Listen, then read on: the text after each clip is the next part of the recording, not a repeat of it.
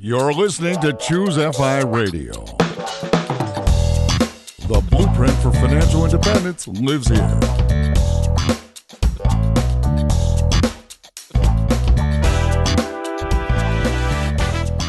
If you're looking to unlock the secrets to financial independence and early retirement, you're in the right place. Stay tuned and join a community of like-minded people who are getting off the hamster wheel and taking control of their lives in the pursuit of financial independence. ChooseFI, your home for financial independence online.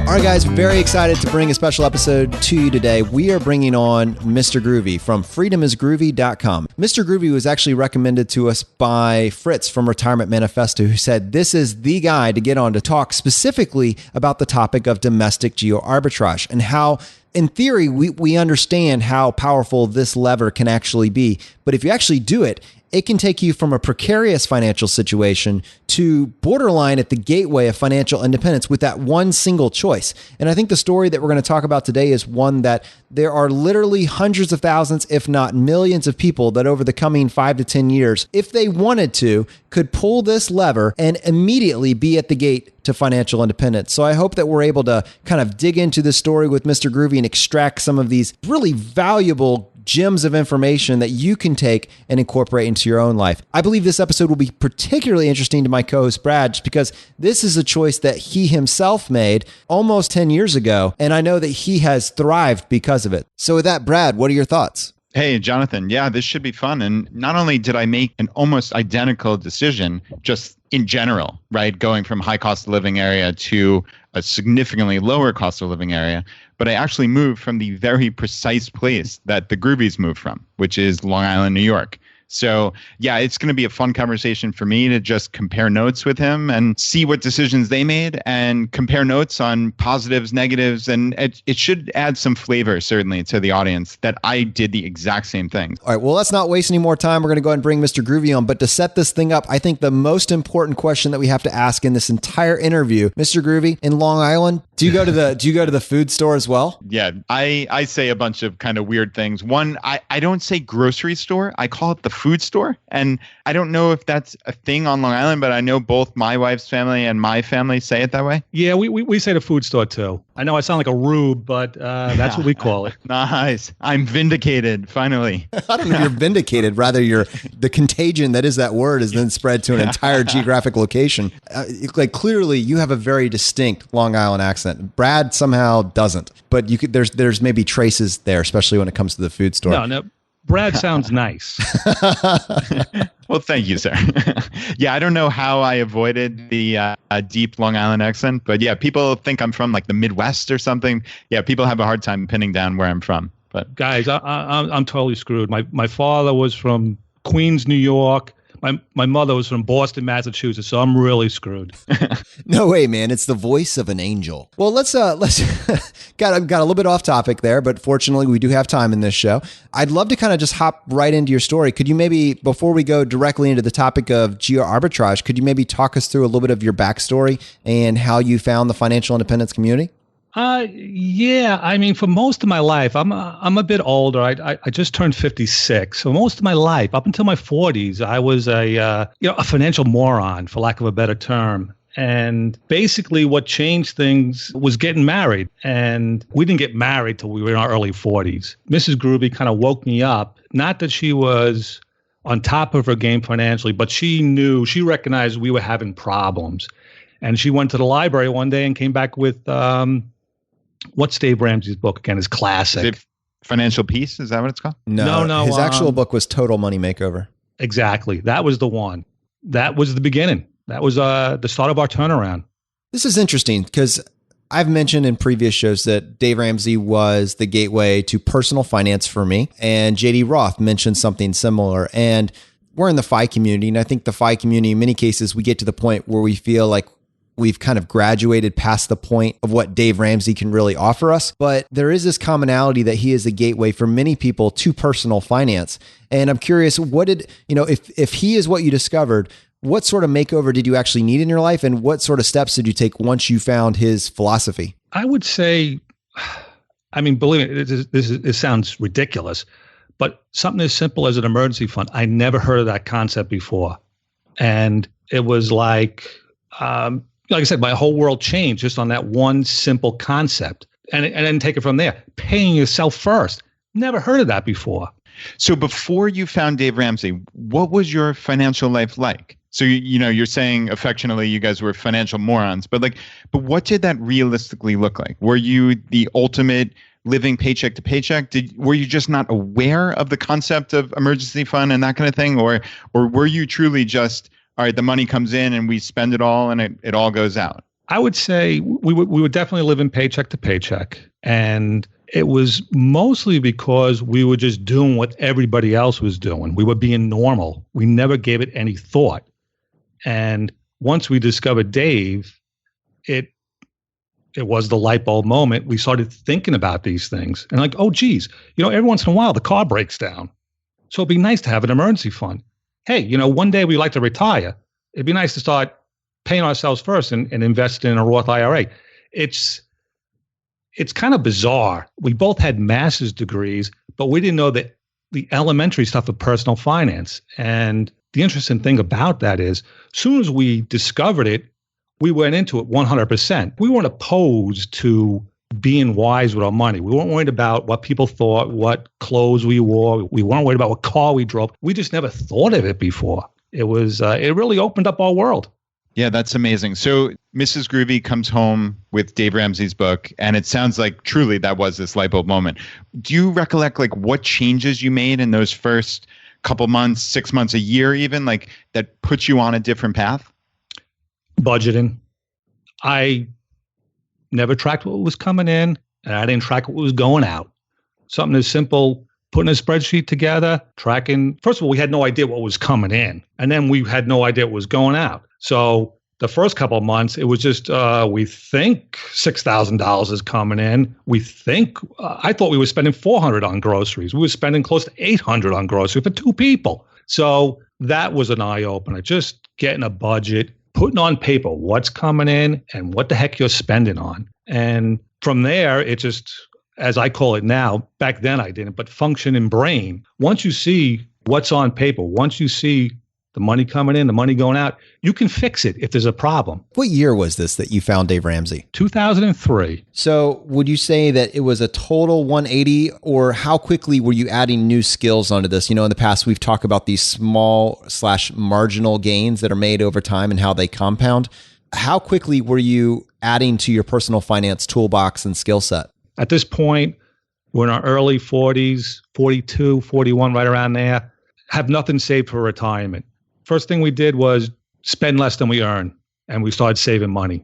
All right. So you have this light bulb moment. You start creating a budget. You have some sense of what's going on. But then what actual tangible steps? Was it just as simple as just knowing how much money was coming in and coming out that led you to make changes? Or what actual changes? Did you sell your car? Where was all the money going? And how were you able to create that space between your income and your expenses? No, excellent question. It's first of all, food, we were spending $800 a month for two people. And we quickly got that down to $400 a month. So now you're talking $400 a month in savings just by being mindful, just by thinking about food and what you're going to do. Less eating out, more eating at home. So, that's just a perfect example. Then once we saw what we were spending, we got to the point where we were saving, $1,500 to $2,000 a month pretty quickly. That's amazing. Yeah, that's a huge margin just by being mindful. And I think that's a perfect way to put it. I guess I'm also curious, did you have any debt at any point? Were there credit cards? Were there student loans? Were there anything like that? When we got married, thinking back, I was thinking about this the other day, what our consumer debt situation was. It was probably around $30,000. Nothing horrible. Between a car loan, student loan, and credit card debt. Like you said, it wasn't horrible, but it was significant, about $30,000. So now you have this huge margin in your life, right? Let's say $2,000, right? So $24,000 a year you've created. At what point did you start attacking that debt, or what was your actual strategy as far as debt versus saving for the future, an emergency fund, or whatever you want to call it? So this is weird because once we got our light bulb moment with Dave Ramsey, that's when we decided to leave New York. So it was like in conjunction. It kind of happened at the same time. So when we discovered Dave Ramsey, we decided we wanted to get out of New York. So our main concern there was basically twofold. We wanted to get rid of our consumer debt by the time we left New York, and wanted to make our transition to whatever destination we were going easier. So we figured the most money we have or had, that would make things easier. So it's weird. As soon as we decided to get our financial act together, we already had a plan. We already had a year. Our goal was to get out of New York in 2006. A couple things come to mind. We need to obviously dig into all the resistance to leaving your home because, I mean, you can tell like New York is ingrained even into your voice. Every little bit of you screams New York. Obviously, your family is from New York. I mean, this isn't just, pick up and leave. There's a reason that not everybody just does this automatically. There's resistance. But before we walk through that, I guess what I'm curious about, once you had this light bulb moment, did you start to have any savings aside from this? I mean, you're planning this transition. Are you putting any money aside to plan this escape strategy? Is there anything else that you need to do to prepare to leave New York? Good question. Basically, in our minds, we wanted to keep it simple. Just save as much money as you can. We called it our transition fund. Our goal was to save $2,000 a month. Unbeknownst to us at that time, this is in 2003, I had a one-bedroom condo in Long Beach, Long Island, and it was becoming a hot area. We were aware that we were building equity in our one-bedroom condo. So that was part of our transition fund in the back of our mind. We knew if we played it right, we would walk away with a lot of equity. So between the savings and the equity that we thought we had a legitimate shot at, that was what we concentrated on. Before you sold the house and you pulled out that massive amount of equity, which I know you're going to end up with, did you guys have any money really set, like any significant amount, or is it just, well, we were probably going to be okay, we could cash flow it? Did you have any sort of, did you have 30 grand, 20 grand in the bank? Going back, 14 years now. When we left Long Island in 2006, we had $80,000 basically in cash. So between 2003 and 2008, our transition fund, not including the equity that we'll be talking about shortly, was about $80,000. So that was our primary objective. Any overtime opportunities I had, I jumped on it. I even took a part-time job in a warehouse. So we just became saving monsters. And as far as 401k, as far as Roth IRAs, they weren't even on the radar yet. Okay, so from 2003 to 2006, you started to accumulate a rather sizable amount of money, close to $80,000. Was this going into the stock market, or was this in cash? Was it in a savings account? No, cash. Like I said, we were very ignorant, and just in a savings account. Okay.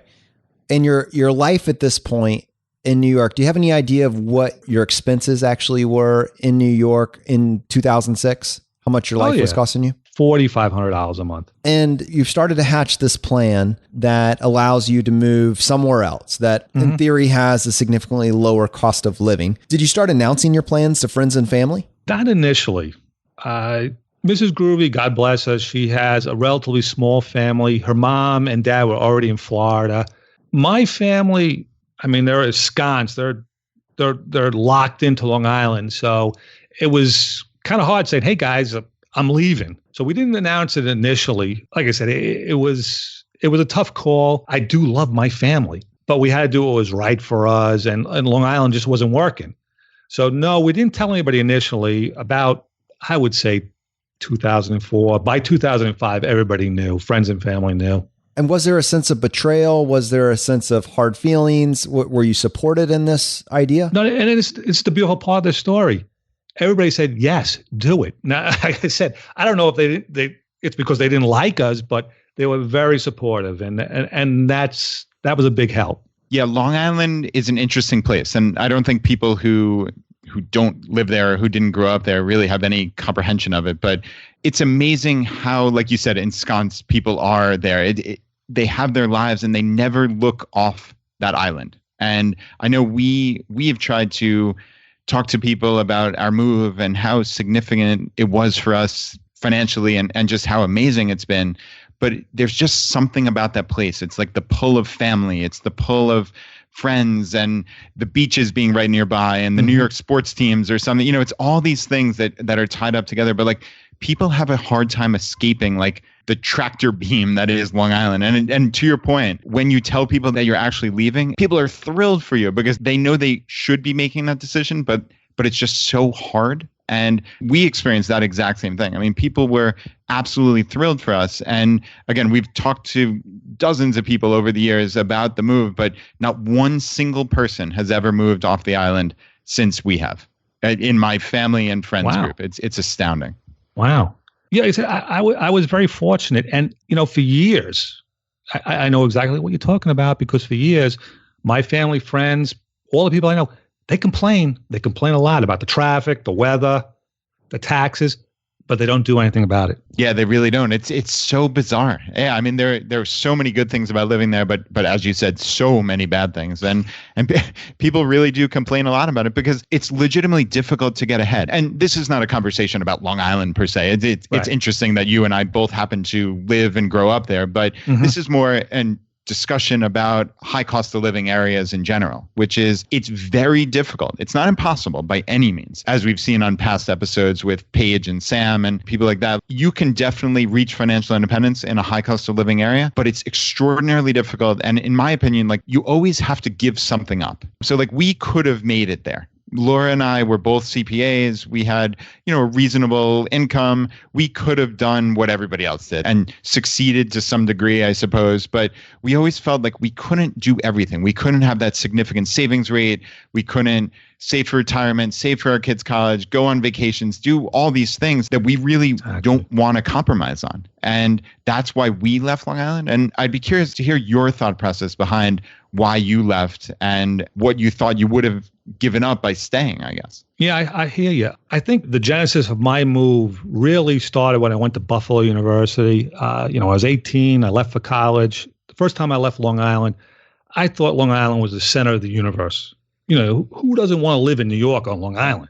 Anyway, I go to Buffalo University, great people, great town. We had fun in small town America. And all of a sudden it dawned on me, you know, there's a life beyond Long Island. The world doesn't revolve around Long Island. So that was always in my head. And then moving down to North Carolina, I gave up nothing. The weather's nicer. The core government services are just as good as Long Island. I do the same thing I do in North Carolina as I did on Long Island. So I don't know why anyone stays on Long Island, to tell you the truth. Yeah, I hear you. I'm sitting here cracking up, trying not to laugh over you, because that's exactly what I feel about Richmond. It's Richmond, at least the part of Richmond that I live in, it's basically the epitome of suburbia, just like Long Island. And I think that is a misconception, actually, about Long Island. People think it's either like the Hamptons or Queens, and it's really like, it is suburbia. It's the original suburbia. So like where I live in Richmond is basically the exact same place as Long Island, just without the traffic, the bad weather, the surly people, right? And everything's kind of nicer and newer. And it costs a third of the price. It's crazy. Like, I agree with you. I don't know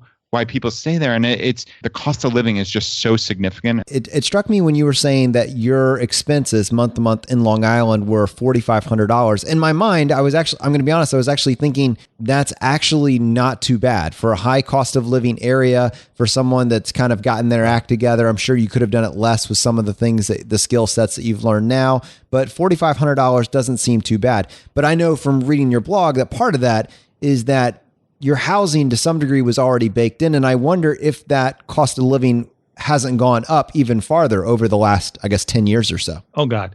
Yeah, because don't forget, we're talking about 2003 to 2006. And also don't forget, I was living in a one-bedroom condo and my expenses were $4,500 a month. Never mind a house. So just to give you an example, my property taxes on my one-bedroom condo in 2003 were $5,400.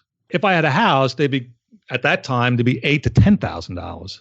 So the only reason our expenses were $4,500 is because we had a one-bedroom condo. If we had a house, they would be over $6,000 easily. Yeah, there's no doubt about it. And that condo you bought for $70,000. So the mortgage on that is pretty low, obviously. But yeah, there are all those things that go into even a condo or a co-op, which is also prevalent on Long Island. Like I lived in a 1-bedroom apartment that was structured as a co-op, and I had to pay the mortgage, and then I had to pay a monthly maintenance, which was like $800 a month for a 1-bedroom apartment. It was crazy. So I had my mortgage and then that maintenance fee, which is taxes and some other nonsense, and then all the other expenses of life. So yeah, I hear you completely. And what it's like on Long Island, Jonathan, to answer your question, is really in almost any town that you would want to live in, a starter house is going to be 400 plus minimum. And you probably have to put some work in it. And also, like, the taxes are just absurd. Like, I am not someone who ever complains about taxes in general. I think my tax burden is fairly reasonable. But when you look at the real estate taxes on Long Island houses and then compare them to my house here in Richmond, for instance,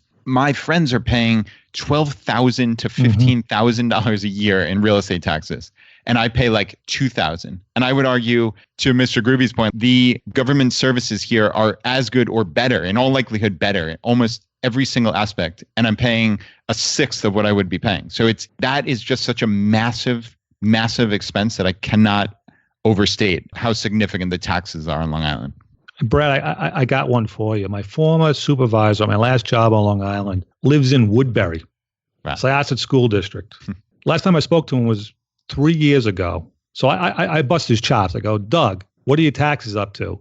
Now, he had a ranch right around 2,600 square feet. Nice ranch, built in the 60s. But he was on an acre of land, $36,000 a year. This is 3 years ago. Could you imagine paying $3,000 a month just on property taxes? That's crazy. I mean, right. When you said Woodbury and an acre, I mean, that's one of the most expensive places to live in America. And that's not shocking to me, which is sad. So yeah, I mean, Jonathan, like that's a big aspect of cost of living, certainly. And Mr. Groovy, I'd be curious to hear other areas where you have found in particular. I know for me, car insurance was a big one. My car insurance is about a third of what it was in New York. Yep. And also utilities and heating costs. I know like Laura's parents spend a fortune on heating oil in the winter. And here, I mean, our utilities are like $100 a month. They're virtually nothing. So those are the two big ones for me. Other than housing, I'd be curious to hear yours. Brad, I'm having flashbacks here. 2006, a 600 square foot, 1-bedroom apartment. Our electric bill was usually between $160 and $170 a month. Our electric bill right now, this is 2017. I have a 2,000 square foot house. Our electric bill is $112 a month. And Mrs. Groovy and I, we're here all day. So the air conditioning's running all day. I mean, utilities, car insurance. When I was in Long Island, I was living in Long Beach. So I also had to have flood insurance. And just to give you another example, my homeowners association, $467 a month. We had nothing. We didn't have a gym. We had a pool. We had on-site parking. That was it. For both you guys, I'm just trying to keep a running tally, and I'm kind of in my mind trying to convert from an annual cost to a monthly cost. But you keep coming up with these new line items. It's literally breaking my mind. Yeah, it keeps on going. Because then tolls. There are no such thing as tolls, I think, south of Washington, D.C. It's incredible.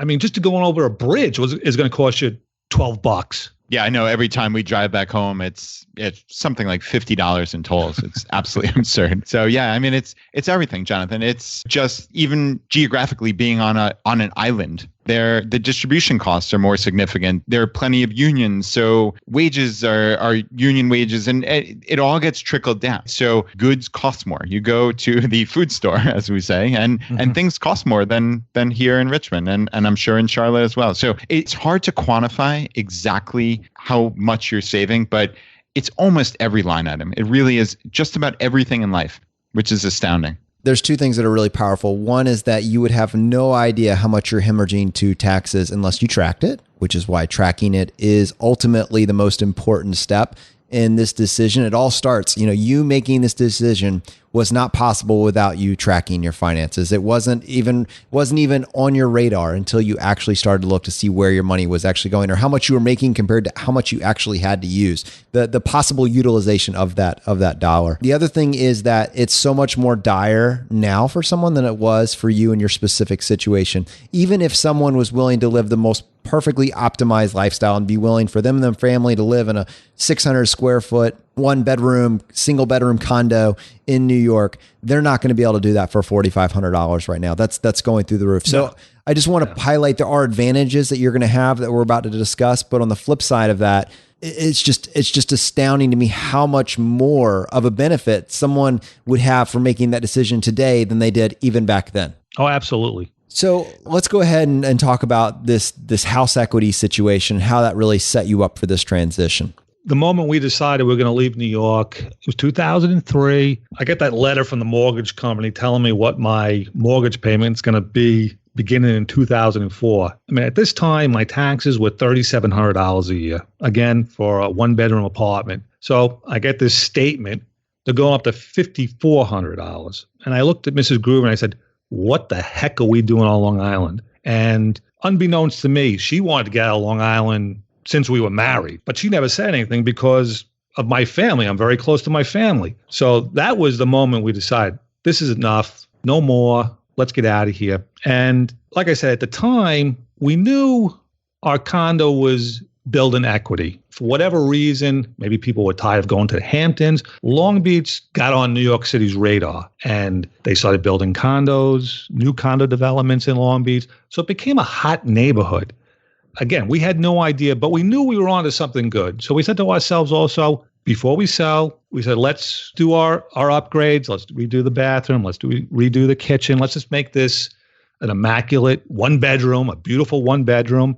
And so that was what we did. We had 3 years. We saved our money. We redid every room in our condo. And do you want to know what we sold it for? Yeah, I would love to. So you I guess initially you put down $7,000 to purchase this $70,000 condo in 1997. What did you end up selling it for? Yeah, in 2006 we sold it for $340,000. So it was I knew it was a joke. I didn't understand it. It didn't make any sense to me. I remember arguing, not necessarily arguing, but just discussing with my friends who were in the mortgage business, who one was a lawyer who did closings. I said, the prices don't make any sense. It's supposed to be a reflection of household income. My household income hasn't gone up fivefold in 8 years. So I didn't understand it. I wasn't arguing with it, but that's what happened. And it was just dumb luck. When we decided to leave Long Island, I had 17 years in my government job. Now, I could have left then, was entitled to a pension, a mini pension, but if I had 20 years in, it was a bump in the percentage for every year of your service. So it went from 1.5% to 2% for every year just by going an extra 3 years. And we did the math and it really made sense.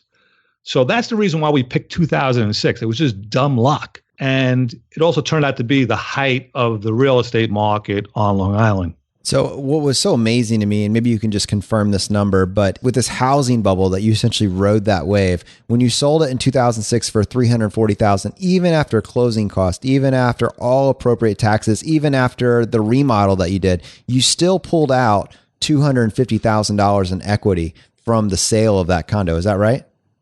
Yes. And even to this day, I'm floored. And I remember, it's funny because when I did refinance probably in 2004, and I remember I was so nervous. I took out an extra $20,000. Meanwhile, other people were using their homes as, ATMs. So after paying everything off, my mortgage, all the fees Nassau County hits you with when you sell a house in Nassau County, we walked away at $250,000. A little aside, when we agreed to sell our home, we went to contract with the buyer. They started making some demands, like we want to close in a month. And I remember Mrs. Groovy saying, well, they can't dictate to us when I'm saying, Mrs. Groovy, they're going to give us $250,000. I'll do whatever they want. Let's just, let's make them happy. Let's get out of here before it all collapses. Well, it sounds like you read that one right. I think it's so interesting, Brad. I did go ahead and take the time just to run the math on that. So if you're able to take the $7,000 that you put down and then 9 years later, pull that out 200 and turn that into $250,000, that's a 48.5% year over year return. That is amazing. Wow. And I never did the math. That is pretty remarkable. And just the sheer fact that you guys were able to make that move and pocket that $250,000. I mean, so many people up there are house poor, as I'm sure you know. I mean, people might have some assets, but it's stuck in that house. And I mean, you live the dream, as many Long Islanders in their dream scenario would sell and move someplace low cost of living and pocket the difference and buy a place in cash. I mean, like, this actually became reality for you. And I'd love to hear about the actual move, like how you decided on Charlotte, and just talk us through like what that process looked like. Oddly enough, at that time, believe it or not, I was kind of pushing Mrs. Groovy towards Las Vegas, because Las Vegas was still at that time very affordable. It didn't become a hot spot, but for various reasons, just so you know, Mrs. Groovy's a redhead. She doesn't do well in the heat. So anyway, I was open to anything. And Mrs. Groovy said when she graduated high school, she's from Brooklyn, she did summer theater in North Carolina. And she said she liked it down there. I said, fine, North Carolina's perfect for me. At the time, we had the internet. It was not as robust as today's internet. You could go online and look at what housing prices were in North Carolina, and we knew that we would do well moving to North Carolina. We had no specific city. We were aware of Charlotte. Of course, we were aware of Raleigh. We decided, well, we got to go down and investigate. We're going to start doing some trips down in North Carolina and see what areas we like. 2 weeks before our first visit to North Carolina, and at this time, we didn't decide where we were going to go. There was an article about Charlotte in the travel section of the New York Times. My sister-in-law sent it to us, and it talked about Charlotte being an up-and-coming city. And Mrs. Groovy and I looked at each other and said, well, let's check out Charlotte. And that's how it started. So let's dig into the weeds there a little bit about Charlotte. What changed for you? So let's say you make this move. You purchased a home. Did you pay for the home cash? Yep. At the time, like I said, in 2006, before we sold our home, we had about $80,000 in cash. So what we did was we did a couple trips to Charlotte. We also looked at Raleigh, that area. We liked Charlotte better. We found an area that we liked, nice neighborhood. And little aside, Mrs. Groovy does not drive. So we wanted to pick an area that was on a bus route to uptown Charlotte. So we assumed that we'd be both starting from scratch. We both had to find jobs. So we looked for an area that was affordable and was on a bus line. And we found a really, really nice community. And we bought a condo for $88,000, 2-bedroom, beautiful condo. And what we did is we had $80,000. I don't remember the particulars. I think we took $60,000 of our money and we borrowed $28,000 from my mother-in-law and bought the condo, I think, in March of 2006. We didn't move down till May of 2006. We bought the condo before we moved down. And we needed that, what would you call it, a bridge loan for my mother-in-law, just so we could buy the condo. Once we sold our condo and we had our profit, we paid her back. So our 2-bedroom condo in Charlotte was $88,000, and we bought it outright. All right, so just doing the math, it sounds like now you're in Charlotte, you have a fully paid off 2-bedroom, beautiful condo, and you have somewhere just less than $250,000 in cash. Right, because you had the 80 plus the 250 you cleared from the sale of the Long Beach condo, and you bought an $88,000 condo in Charlotte. So, and that's amazing. Like, what do you do with that money then? Well, we were still getting our sea legs, so to speak, with personal finance. At that time, believe it or not, it was in Bank of America. It was in a savings account, and Mrs. Groovy was very fortunate. She kept her New York job. She gave her 2 weeks' notice. And the company liked her so much, they said they want her to telecommute. So that was a big win. We weren't expecting that. So she kept her New York job and she worked from home, which was awesome. Her New York salary, her New York benefits, it was great. So basically, we had this big chunk of money. Even after buying that condo, I forget the exact number, it was over $200,000. And it almost sickens me looking back on it. We just started dollar cost averaging, which today I wouldn't do. But back then, we started doing our Roths. At the time, I think it was maybe $300 something a month to max out for the whole year. And we put $3,000 into a brokerage account with Fidelity every month.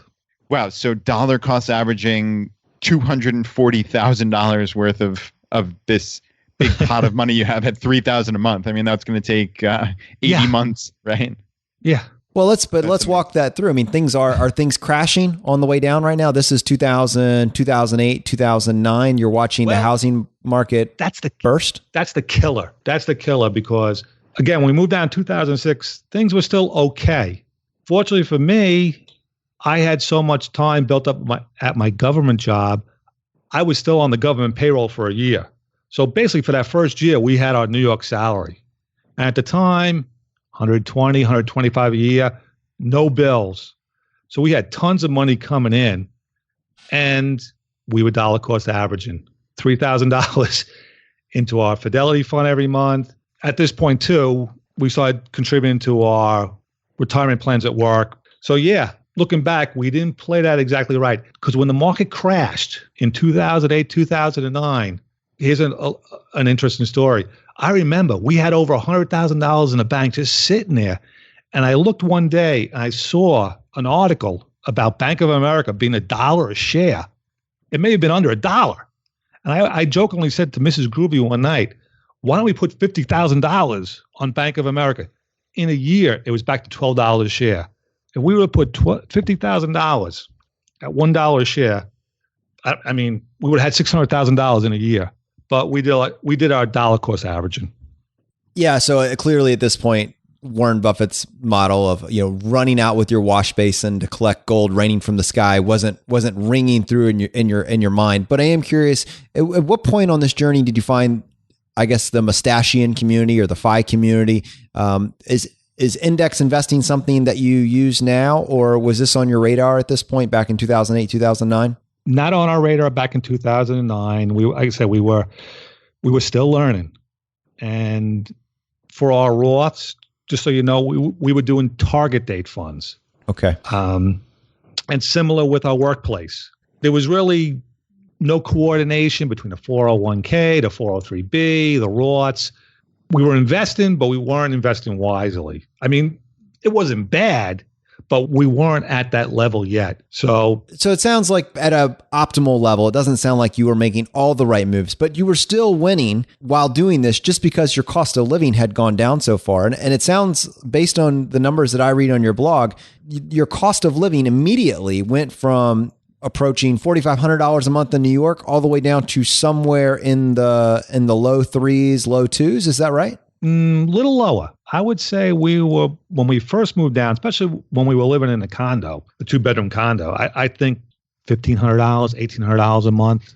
We're basically a third of what we were spending in New York. So you guys have a huge hammer just to crush your savings goal. I mean, right out the gate, you're able to save 50 to 60% more than you were in New York. Oh, yeah.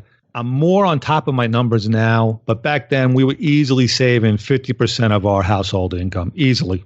Just by making the move, which obviously when we talk about something like the shockingly simple math of early retirement, that is taking you from having no retirement plan to potentially early retirement, right? Yep. And it's interesting you brought that up because I give Mrs.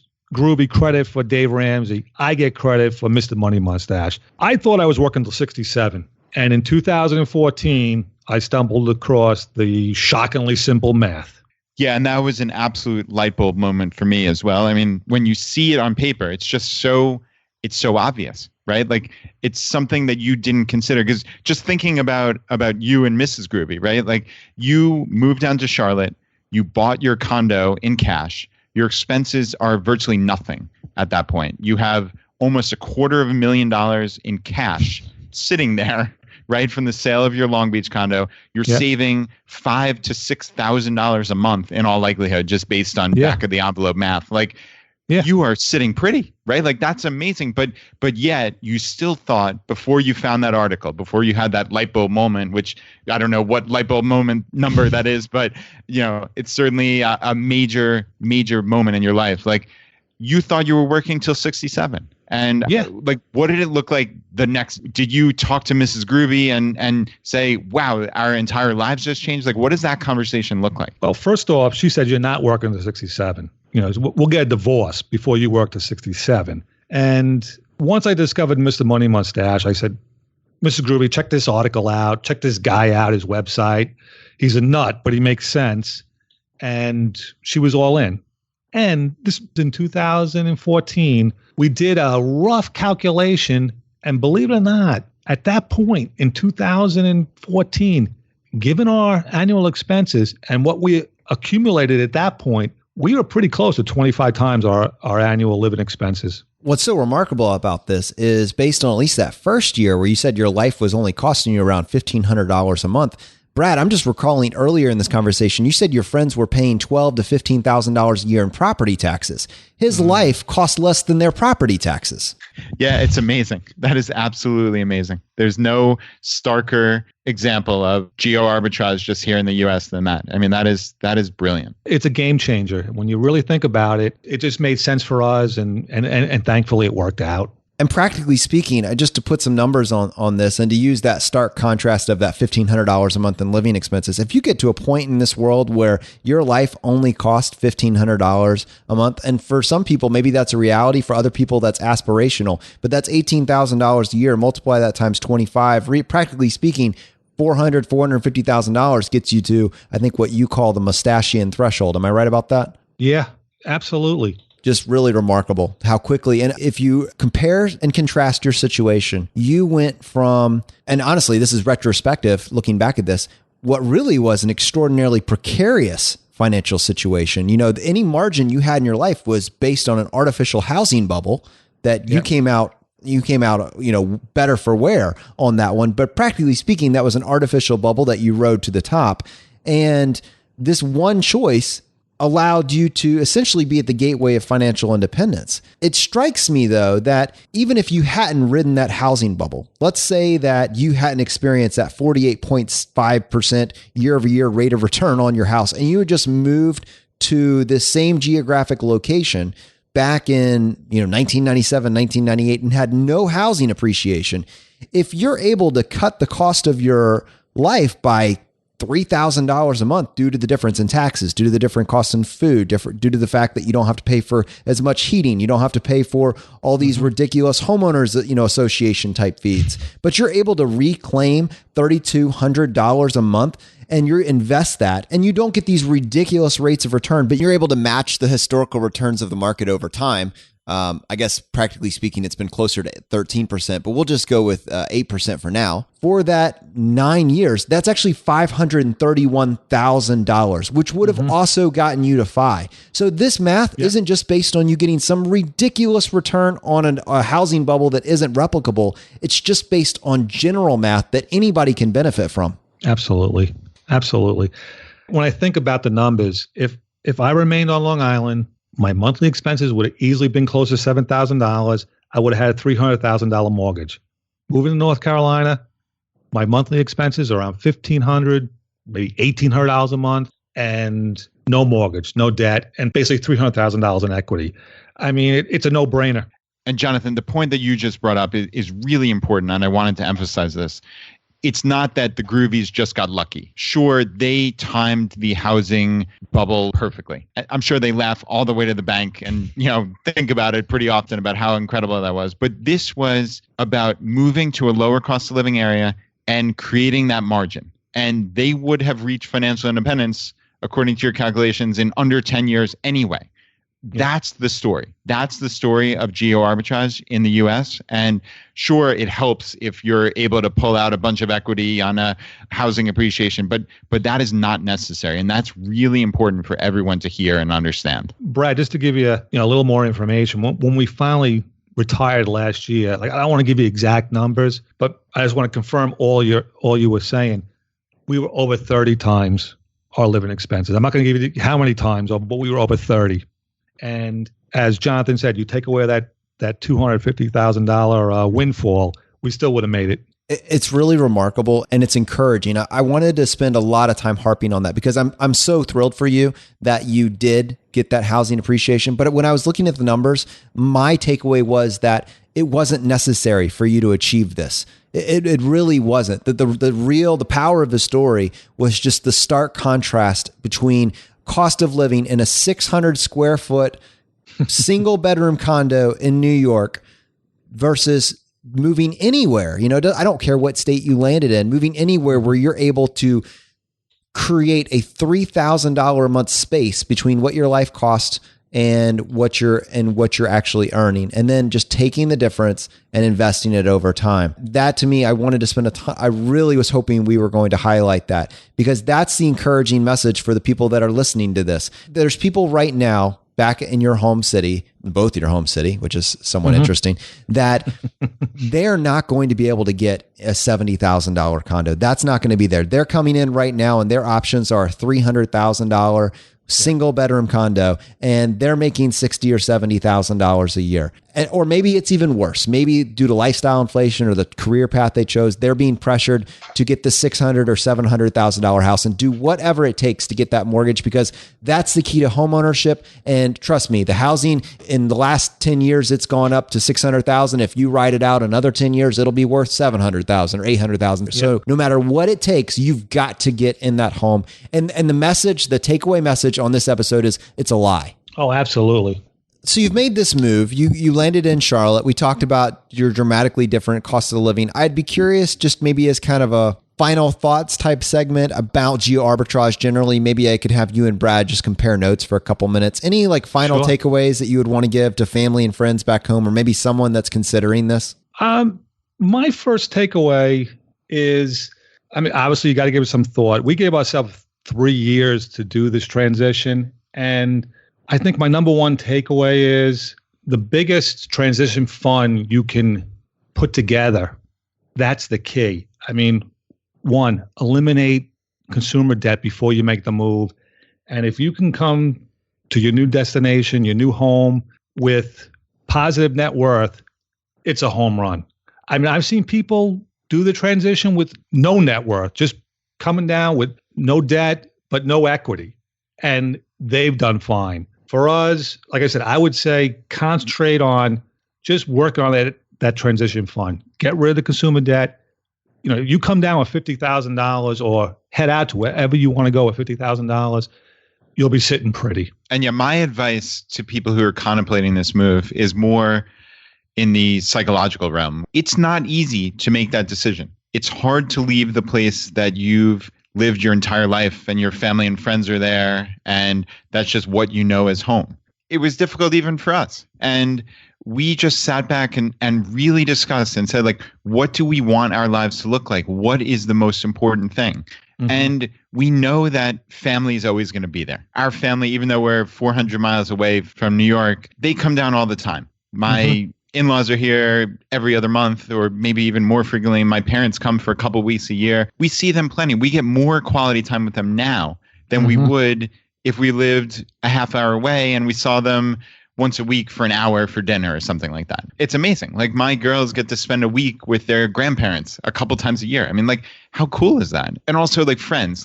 Obviously friends are important, but as you get older and as you have kids, you get busy. My group of friends back home, they just don't see each other all that often. And if we were staying for family and friends, which is what a lot of people do, not just on Long Island, though it's especially prevalent there, but other places, you're staying for family and friends in a lot of cases and spending so much on this high cost of living area. And it's just, it doesn't make sense. The family will be there. The family will always be there. And your important friends you'll stay with and keep in touch with. And you can't just stay to see friends a couple times a year.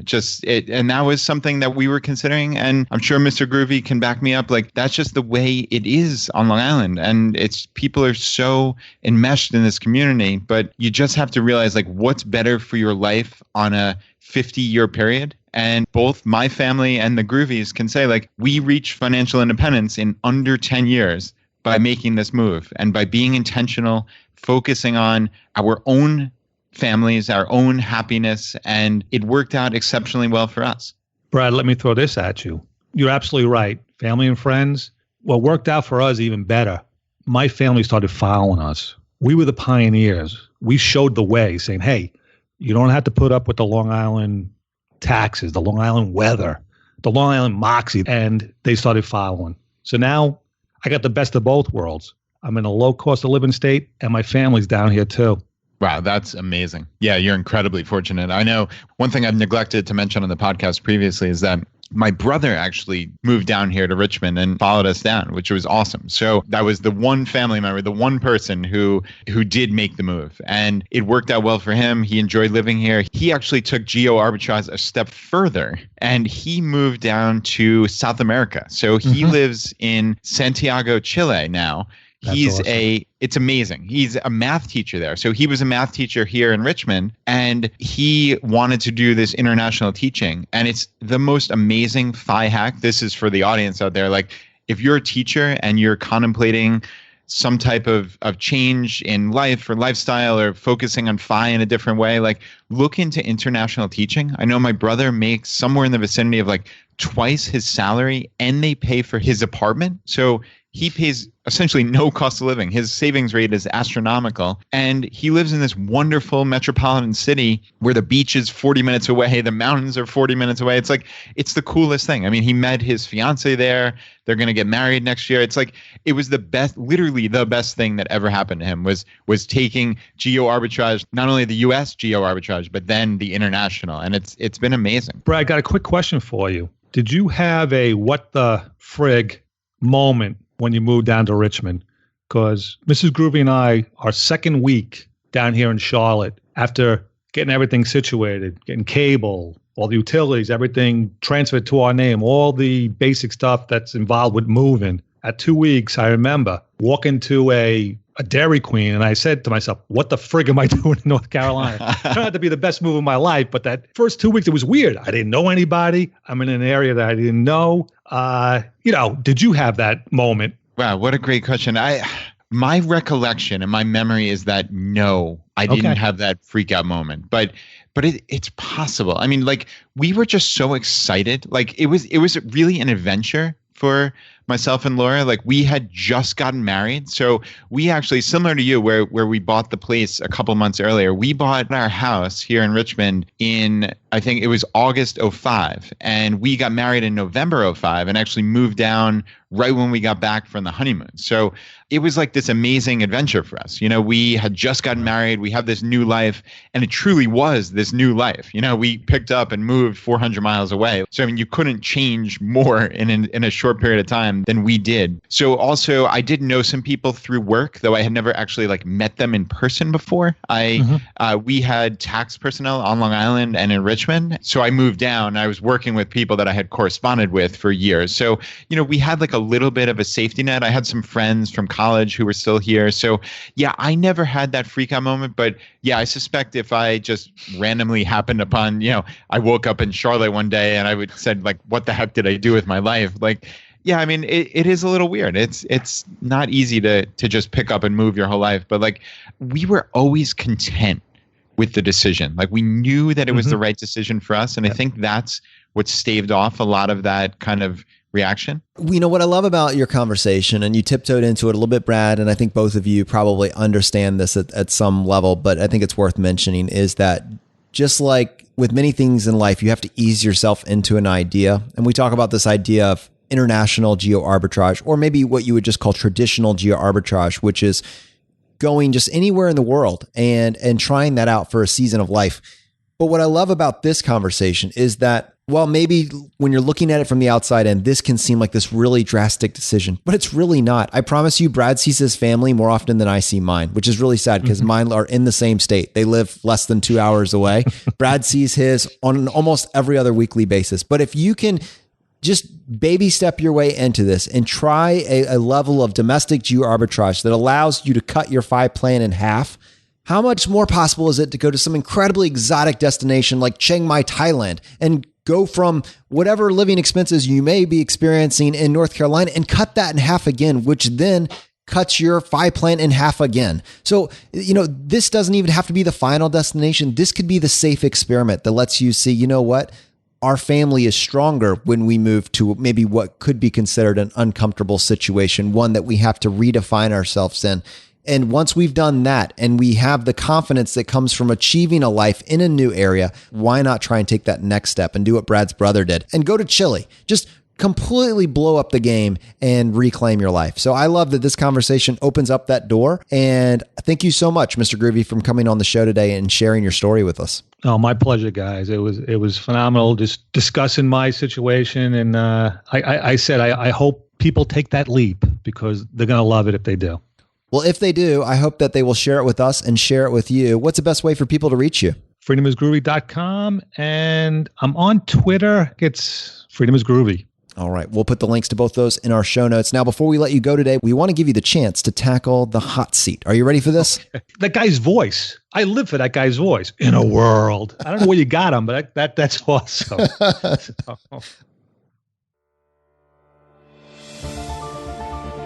In a world drowning in debt and rampant consumption, trapped by the chains of lifestyle inflation, these questions highlight the secrets of those who have broken free. Welcome to the ChooseFI Hot Seat.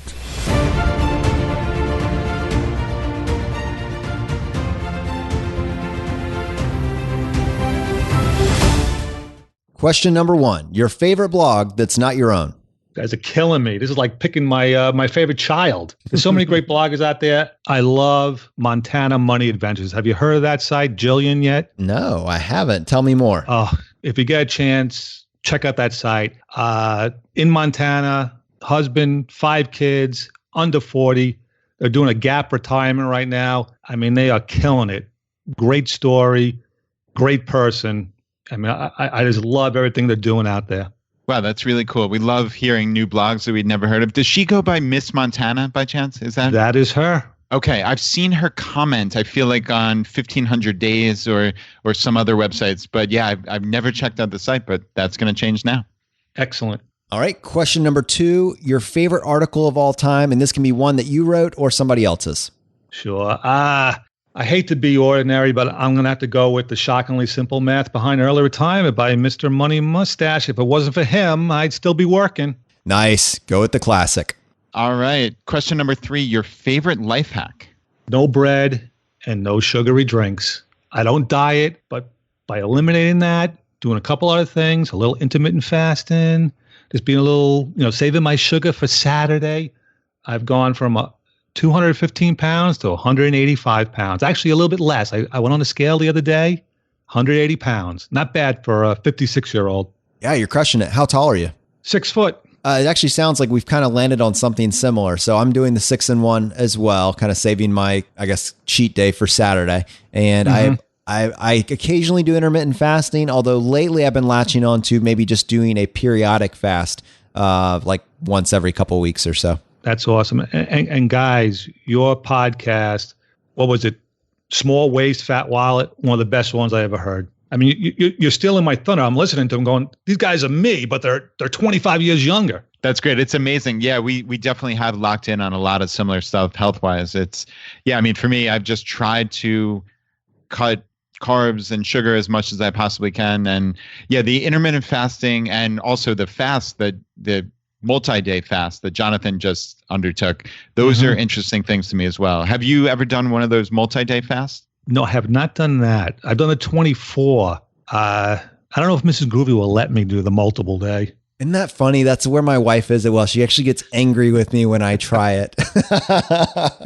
I'm a Tim Ferriss fan, so I'm definitely curious about it. I would love to give it a whirl, but we'll see. Very cool. Thanks for the feedback on Skinny Waist Fat Wallet. I'm glad that resonated with you. It certainly is just kind of filtering through all the garbage that's out there and trying to pull those little bits that have stood the test of time that don't blatantly have some supplement to sell you right behind them.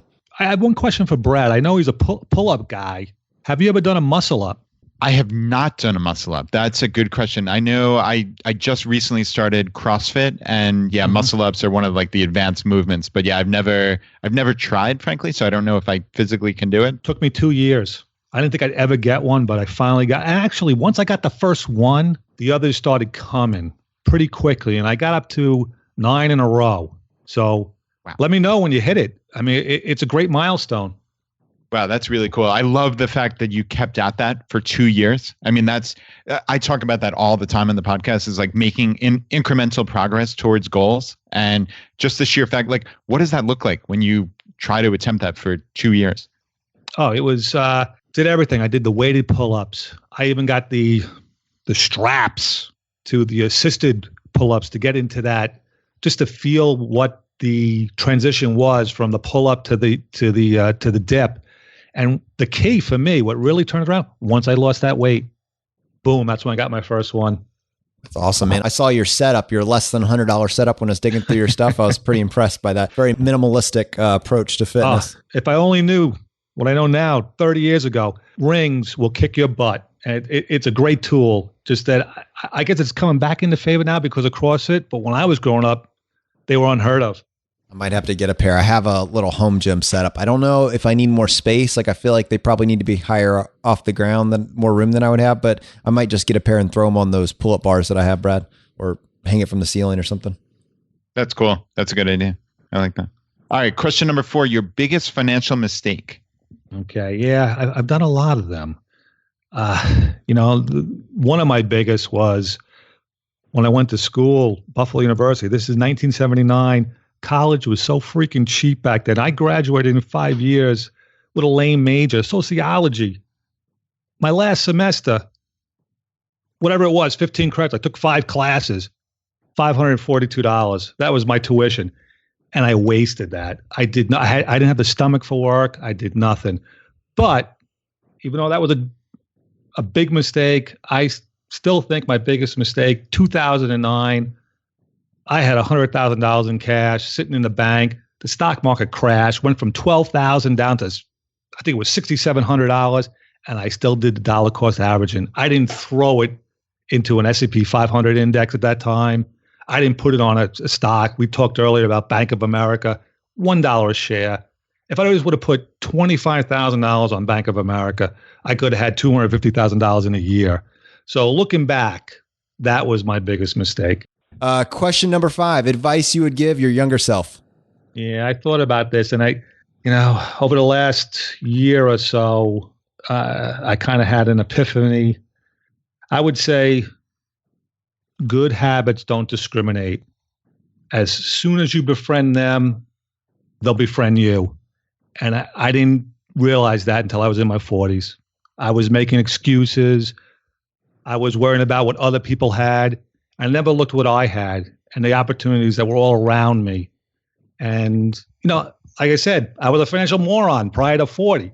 And as soon as I started behaving wisely, making wise choices, everything just opened up. Nothing could stop me. Not the evil 1%, not the rigged system. Nothing could stop me. That's brilliant. That's the internal locus of control that we talk about here on the podcast. It's believing that you can impact change on your life and that you're not beholden to these outside forces that everybody else is so worried about when they're watching the news nonstop and freaking out about this or that. It's you control what you can control. And you are truly taking control of your life in that regard. You don't have to worry about that. And I don't think about these outside forces. I don't think about how angry or aggrieved I am. It's nothing like that. I have this wonderful life and I make the choices that better my own life. And it's a really mentally freeing way to look at life. Exactly. All right. Now we do have a bonus question for you. Your favorite purchase made on Amazon.com over the last year? This is an easy one. My picker for trash. I saw that. Let's talk about your trash videos for the people that want more information. Tell us about your side gig on YouTube. Yeah, Freedom is Groovy. I started a YouTube channel. I mean, it's hideous. And one of the reasons why I started it was that's one of my weak points. I am not comfortable talking in front of people. Everybody says the greatest fear is talking in front of an audience.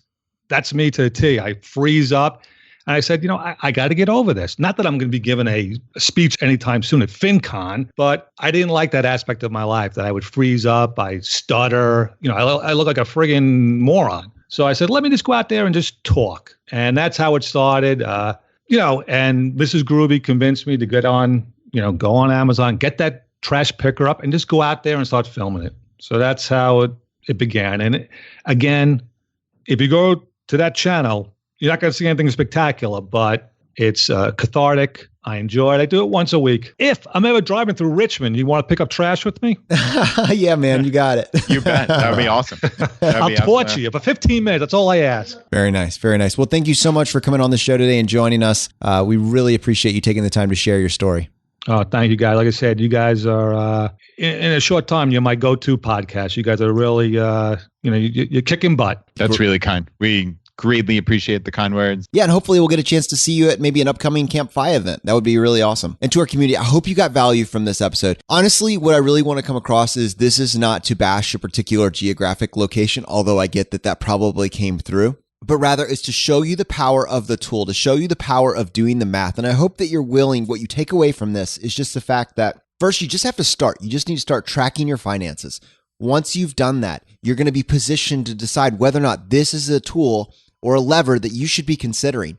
And if so, I hope you're able to make a choice that's in your family's best interest, just like it was in Mr. Groovy's and it was in Brad's. But either way, it starts with just doing the math. Thank you so much for listening. Thank you so much for being here and for being a part of this community. If you want to support us, here are 4 easy ways. 1, press the subscribe button on the platform that you're listening to this on and leave us an iTunes review. If you want to do that, just go to ChooseFI.com/iTunes. 2, use our page to sign up for travel credit cards. If you want to travel the world with miles and points instead of your hard-earned dollars, then just go to ChooseFI.com/cards and get started today. 3, if you're working on the milestones of FI, set up a personal capital account to track your progress and use our affiliate link. It's completely free and just go to ChooseFI.com/PC. P as in Paul, C as in cat. And 4, and most importantly, find your friends, coworkers, and family members who might be open to this message and tell them about the podcast. Have them start with episode 38, The Why of FI, and right behind that, have them go listen to episode 21, The Pillars of FI. It is a fantastic starting place. All right, my friends, the fire is spreading. We'll see you next time as we continue to go down the road less traveled.